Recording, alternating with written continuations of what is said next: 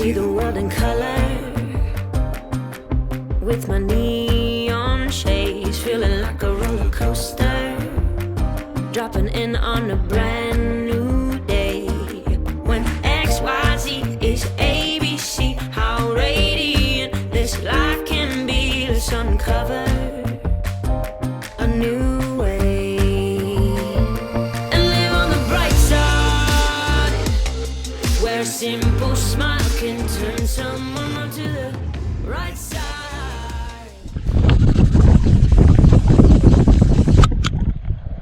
O nouă zi pe lacul Lumina. Astăzi voi avea vreme sorită destul de caldă și vânt destul de puternic. Sper să prind ceva mai mare.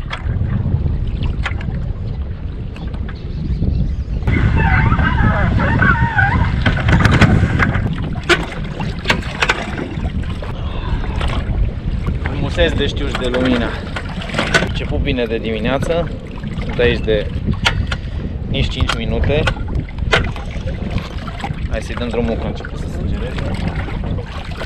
Bluefos Essox de 22 de grame. Întâmplător sau nu, se numește exact ca și specia pe care o țintim. Cu vântul ăsta și acoperi multă apă, dar în același timp și sari peste multe zone. Mă las de obicei pe vânt până am primul atac. Când am primul atac, mă opresc. Sau mă opresc destul de des. Uite, am avut, ancorez și voi da mai multe mâini pe zona aceasta.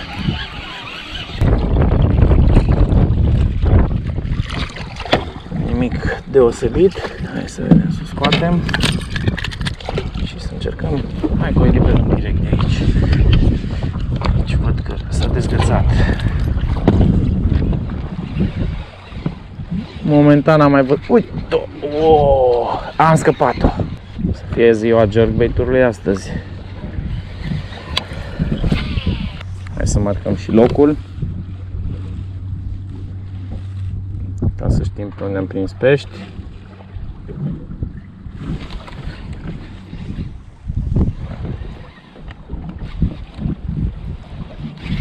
Este.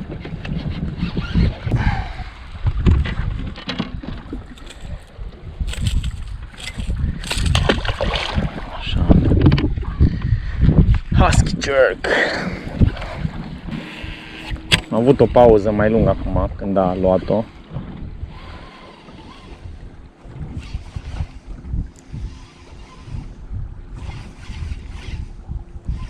Uite-o! Ah. Același loc.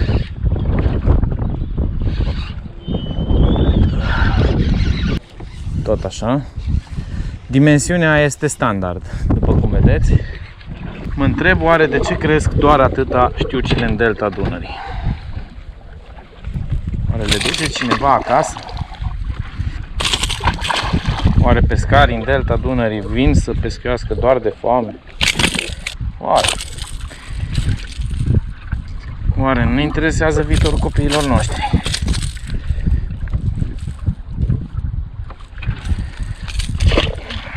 Să aibă motive să iasă afară din casă.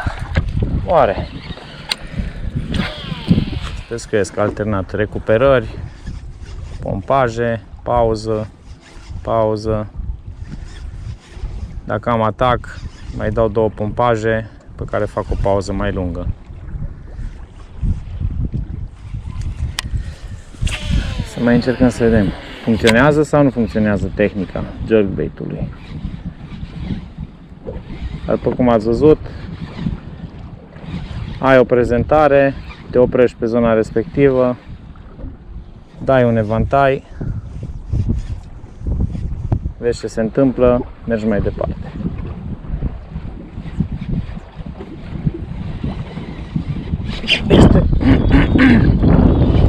Este și pare a fi, știu că mai bărbat.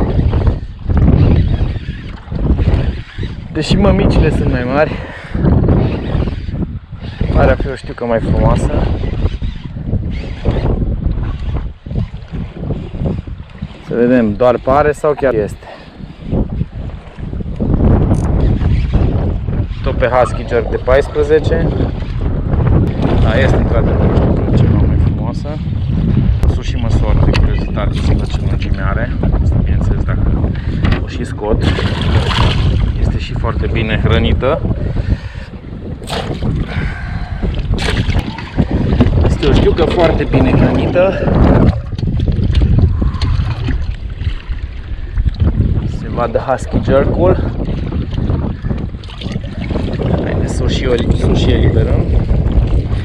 Dacă ați scos și măsor.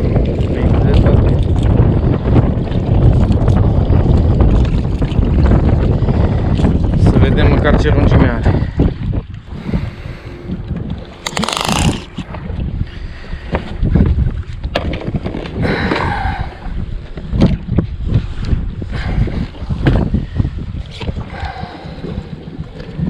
Din pură curiozitate.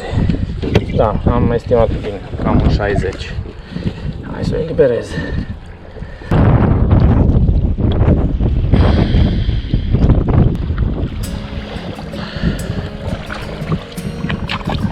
Și dus a fost.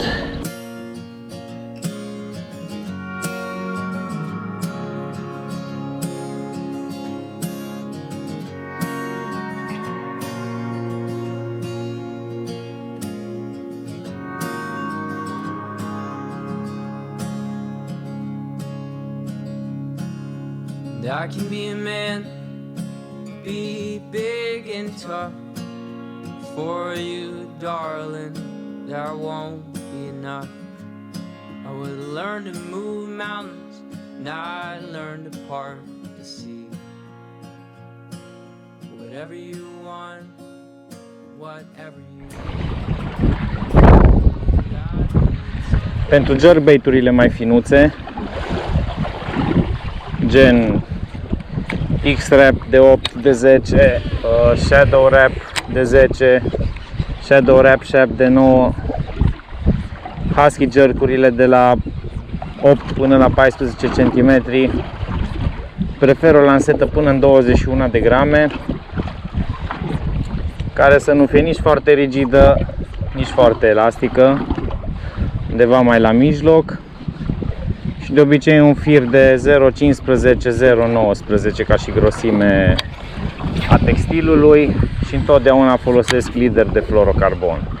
Am să încerc să vă arăt imediat, în caz că folosiți fire mai subțiri și vă preferați să vă faceți singuri strunele. Am să vă arăt imediat cum îmi place mie să leg aceste strune de fluorocarbon, în așa fel încât să nu se taie ochetul de prindere. Mie îmi place să le leg direct. Vă voi și arăta imediat. Dacă se întețește vântul, e din ce în ce mai puternic.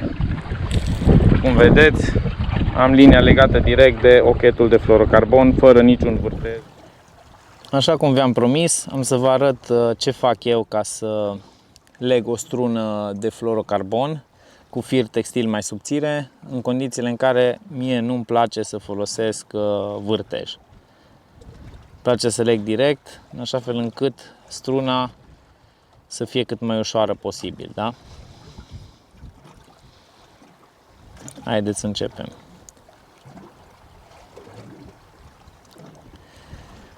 Introducem, pentru a nu se tăia fluorocarbonul, practic trebuie o suprafață mai mare de contact între firul textil și fluorocarbon. În consecință, ce fac eu? Bag de 3 ori prin ochetul creat firul textil, după care fac nodul iunii.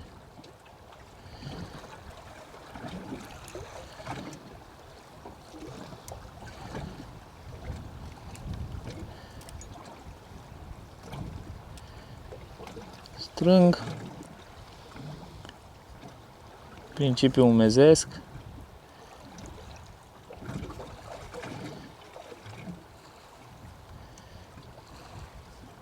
aici nu prea pot să umezesc să vă arăt și gata, este nodul, pe care tăiem frumos, gata. Perfect.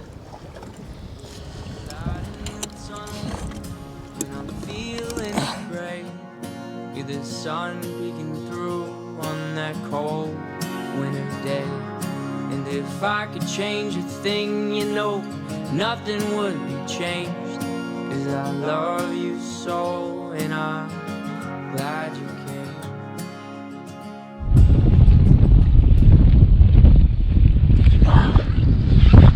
Este Valea Filipului.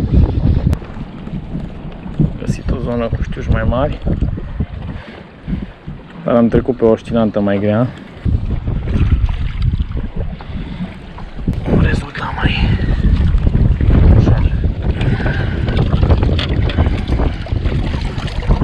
Știu că de lumină e toată frumusețea.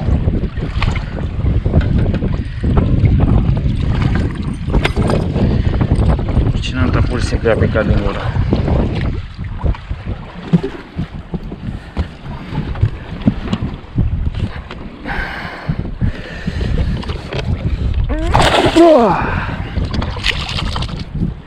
Să trecem din nou pe jerkbait.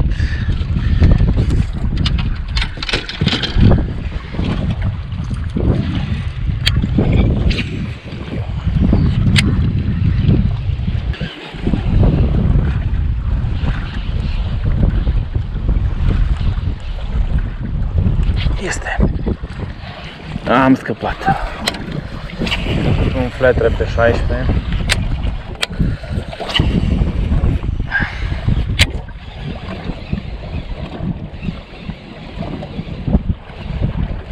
Este și piesa. În sfârșit.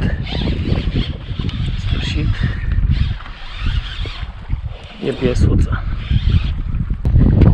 Încerc să o duc în barcă. Dacă reușesc, bineînțeles.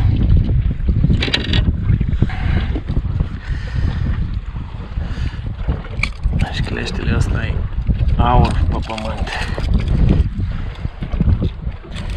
Este acesta mare de la răcoară.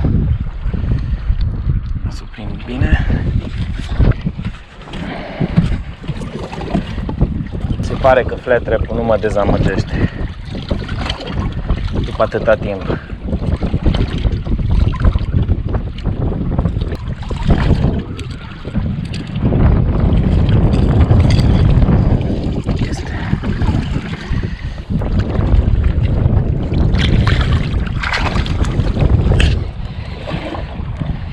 Nu cred că voi mai schimba acest jerkbait astăzi. Îmi place foarte mult cum vine. Face niște flash-uri deosebite, exact ca și flat trap-ul de 10. Atâta că evoluează ceva mai jos. Și în cauza dimensiunii e posibil să fie mai apetisant pentru știucile mai mari.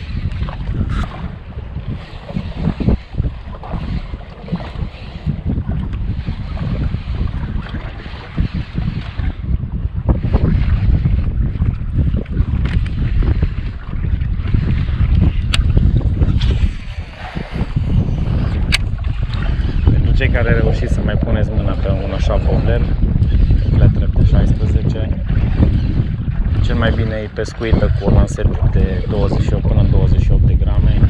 Eu vă recomand să dați cu lansete care să nu fie nici foarte rigidă, nici foarte moale, așa fel încât să... Uai, am avut pește! Nu pot să cred, crezut că era vegetație. În această zonă unde am găsit mai multe știuci mai mari, am survolat zona inițial cu oscilanta, am prins o știucă destul de frumoasă, mai avut o mârliță, pe care exact pe aceleași locuri am ales să mai dau încă o tură cu jerkbait-ul, în cazul acesta cu flat trap-ul care volează suficient de jos, dar suficient cât să nu atingă vârfurile pârcurilor de vegetație. Am ales să pun un jerkbait mai mare, tocmai pentru a ridica știucile din pătura de vegetație, care are cel puțin 1 metru și cu proeminențe până la 20-30 de centimetri sub peliculabile. Se pare că am avut rezultatul dorit, așa că voi mai insista cu acest jerkbait destul de mult astăzi. Mai ales că îmi place foarte mult cum face și este jerkbait-ul care mi-a adus cea mai grea știucă din viața mea de până acum.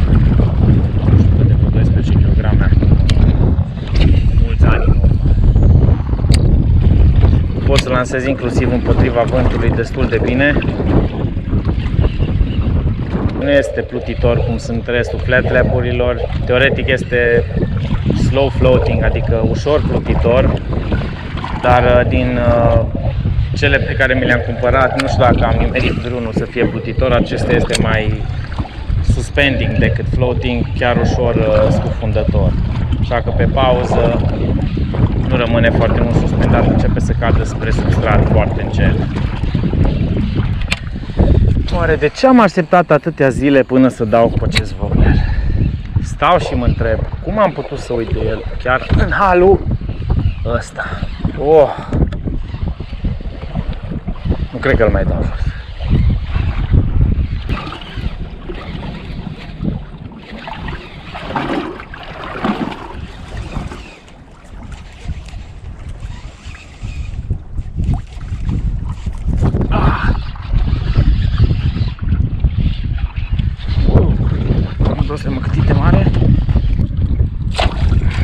Dacă s-ar opri, își eliberă-o frumos.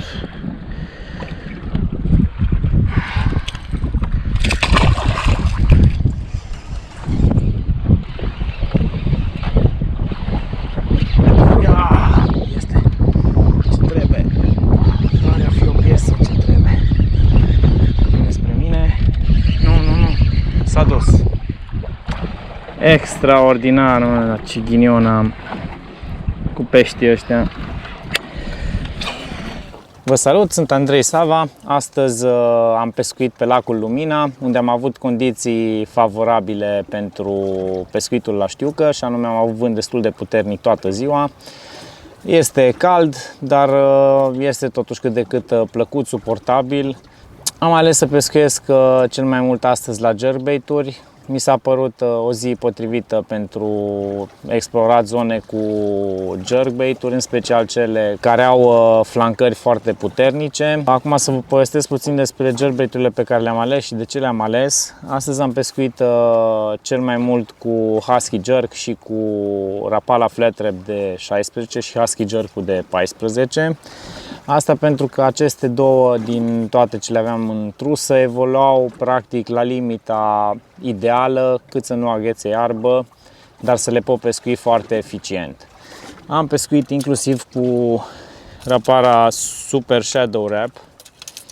Nu am reușit să capturez nimic deosebit, cu toate că m-am străduit destul de mult. Se pare că nu m-am intersectat cu o știucă foarte mare, cel puțin nu cu acest wobbler. A prins și acesta câteva știuci, dar evoluează puțin mai jos decât ar fi ideal pentru zonele în care sunt peștii cantonați acum. Urmată de Husky Jerk, un wobbler foarte vechi, cunoscut. Și pe alocuri am mai pescuit cu o oscilantă Blue Fox SOX de 22 de grame, o oscilantă mai grea, care îmi permite să o evoluez destul de rapid, adică pot să o pescuiesc destul de rapid pe anumite zone, deci pot să bat o zonă foarte repede cu ea.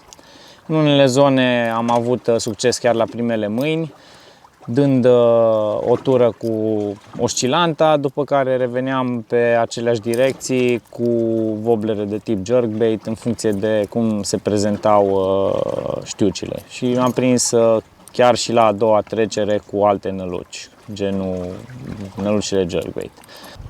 Țineți aproape pentru noutăți, șmecherii, tips and tricks și alte senzații tari din pescuitul la răpitori. Să ne auzim cu bine!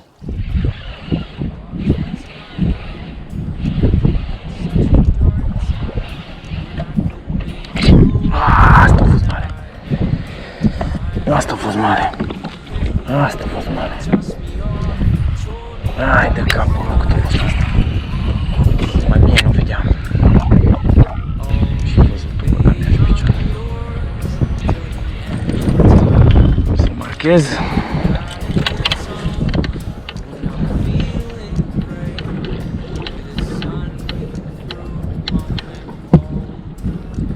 Un pește de 3 stele, să zicem că e aici. And stumble onto the right side. Go and use your light and live on the bright side, where a simple smile can turn someone on the right side. Go and use your light to help them see it through their eyes. Or free them, every singer. Free